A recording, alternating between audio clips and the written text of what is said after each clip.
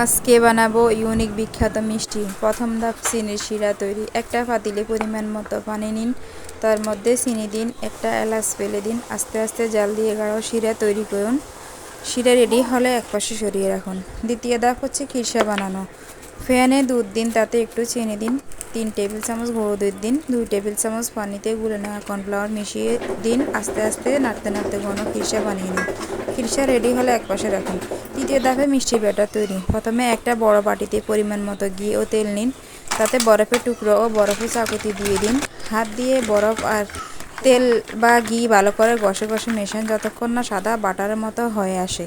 এরপর যখন ব্যাটার ঘন হয়ে আসবে, তখন যে পানি বের হবে তার মধ্যে 2 কাপ আটা দিয়ে মিশিয়ে নিন।